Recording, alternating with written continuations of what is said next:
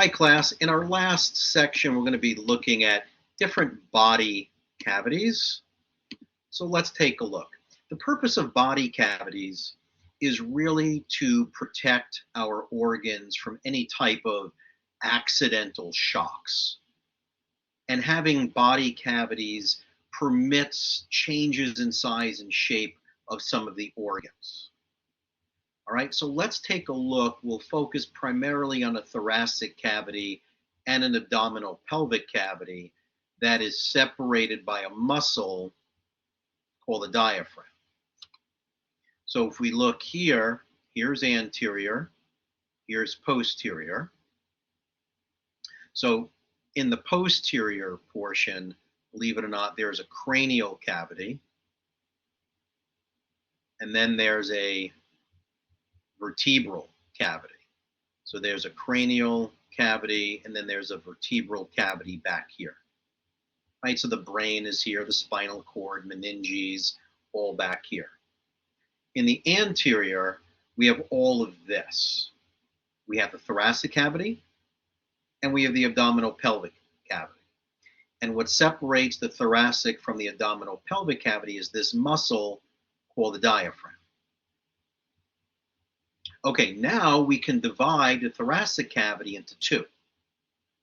One that's going to protect the heart, and one that's going to protect the lungs. So the pleural cavity protects your lungs, and the pericardial, cardiac, protects the heart. Then below the diaphragm, we have the abdominal pelvic cavity.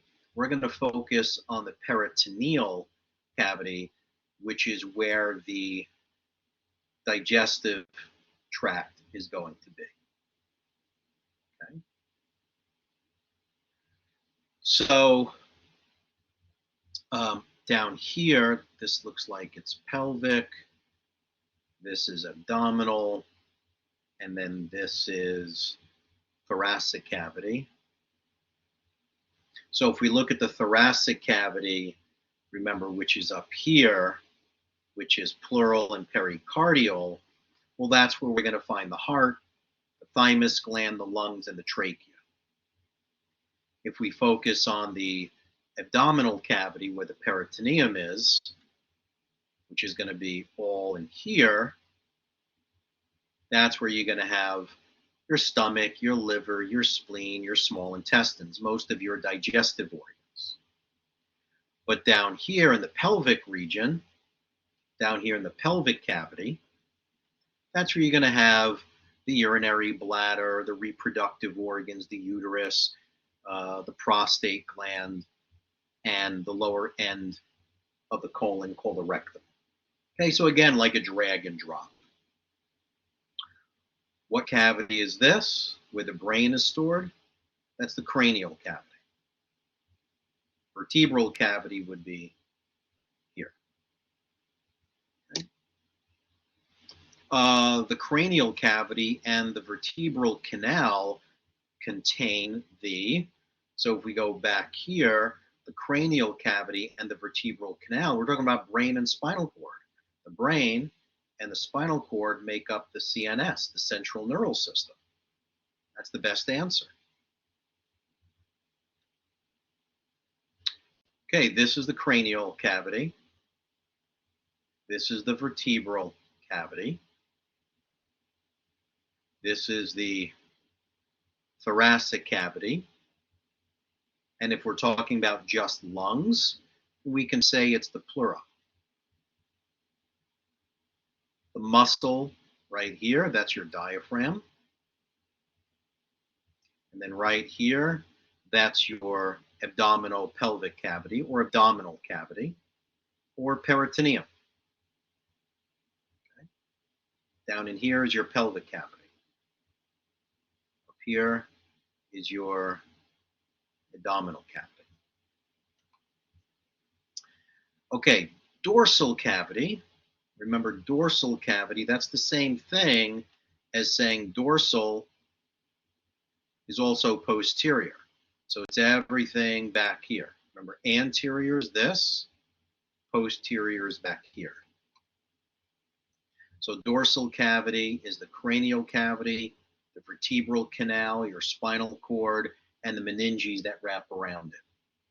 Whereas your ventral cavity, that's your abdominal cavity, the diaphragm, the lungs, and the mediastinum. The mediastinum is the place where your heart lies, which is between the two lungs,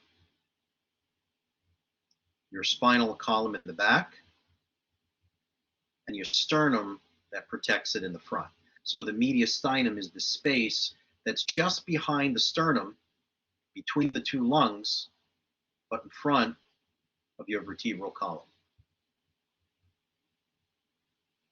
Now, when we look at cavities, and it doesn't matter if it's the pleural cavity, if it's the, let's go back here so you can look at it. It doesn't matter if it's the pleural cavity, the pericardial cavity, or the peritoneal cavity.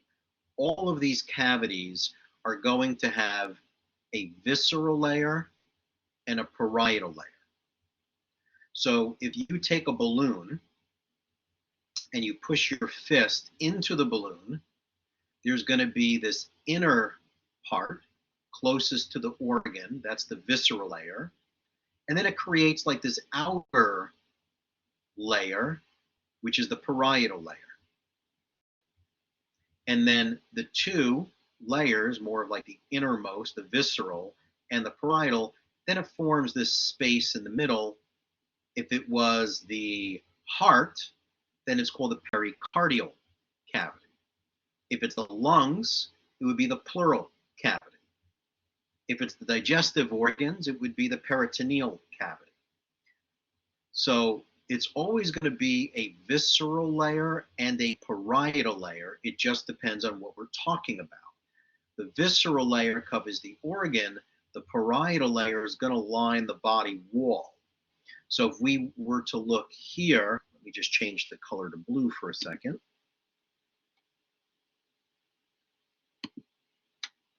So if we look at the heart, and heart is always pericardial, whereas lungs are always referred to as pleura. So if we're talking about the heart, the visceral layer, that's the innermost layer right here. That's going to cover the organ. The parietal layer, that's the layer on the outside that lines the body wall. And then between the two, that's the pericardial cavity. There's fluid in there. If we look at the lungs, same concept. The visceral pleura, that's the layer on the inside. The parietal pleura, that's the layer on the outside. And in between both, that's the pleural cavity, also fluid between there. So if we look at the heart and we look at this cavity, here's the inner. This one here is the outer. So what is the inner one called? That's the visceral pericardium. The parietal would be that one. Okay, same concept, but now let's talk about the digestive organs, which we call the peritoneum. But again, there'll be a parietal, which lines the internal body wall, and then there's a visceral layer that's going to cover the organ. So from this view, we can see the liver, we can see the stomach, we can see the small intestines. Back here is the pancreas, and looks like the kidneys. So you could see this layer right here that's surrounding the entire body wall. So that's the parietal peritoneum. If it was the organ itself, it was just going around, let's say here, going around, then that would be the visceral peritoneum. But once it's the body wall, that is parietal.